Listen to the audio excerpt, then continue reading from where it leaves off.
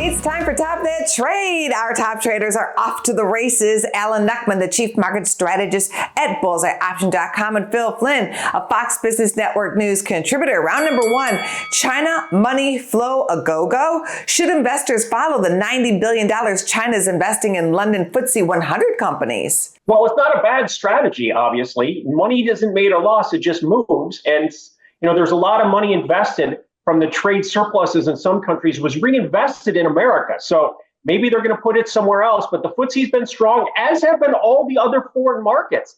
The foreign markets have outpaced the U.S. So this is not a global situation, a global depression of demand just yet. I'm going to say yet. So yeah, the FTSE and the FXI, which is for China, China's up 30%. So maybe, put it back in your own Chinese market because it's 12% off the top. And it hasn't been hurt at all by all this nonsense.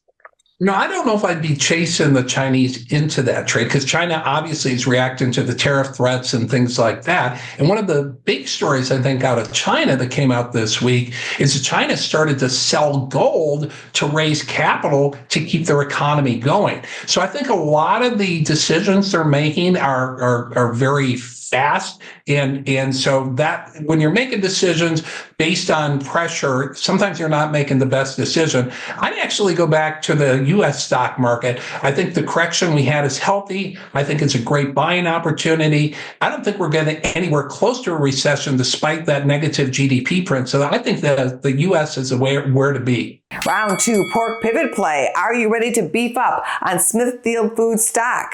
I'll tell you, the meat industry is incredible right now. And if you look at what's happened in the cattle market, we don't have enough cattle, right? And we've had record highs on cattle. Hogs have trailed cattle for a long period of time. And right now, the play with Smithfield, I would buy Smithfield as a stock. Right now, I would be long cattle, short hogs, but that's probably going to change a month from now. We see the hog population getting a lot smaller later in the year. So hogs could be the new cattle. Remember, you heard it here. I know they don't look alike, but it's kind of sort of. Looking at Smithfield stock has been between 18.5 and 21.5 for a year. A breakout sends it to about 24.5. So that's about a 15 or 20% gain. It's up at its highs right now, even with, this China demand depression.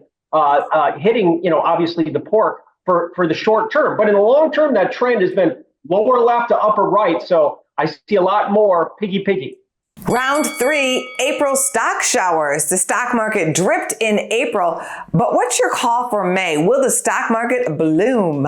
May flowers. We're back above the halfway point of that drop from the top. Every time in market history, it's had a full V recovery. So I'm not going to be smart enough or dumb enough to say that won't happen again.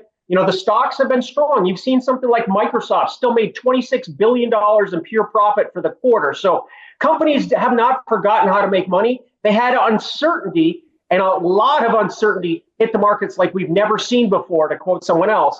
And we've been able to shake it off mostly. So it's important that we stay above this halfway point, and then we can get a full recovery. April showers bring May flowers. What is the old saying? Buy in May and go away. That's what I say. Well, it used to be sell in May and go away. I say we flip that on its face. Buy in May, go away. If you're nervous about the volatility, just stay tuned to this network and don't watch anything else. And listen, that's it. No, don't do that. But you know what I'm saying? Because because the volatility is scaring people out of very good stocks right now. We're seeing a lot of signs that the economy is a lot stronger than the market's giving it credit for. And I think once these trade concerns ease, and they will ease, we're going to get a deal. You heard it here. Well, you probably heard it somewhere else first, but you're going to hear it here first on Business First. They're going to get a deal. Stocks are going to make new highs, maybe in the next quarter. So don't get shaken out because we expect big things later in the year.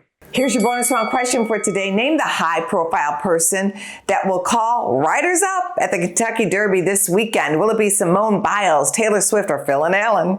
I'm going to say Simone Biles, but I would love to hear Alan give the call. Simone Biles will do the honors this year, but you two vault to a win, a 10 from the American judge. Way to go.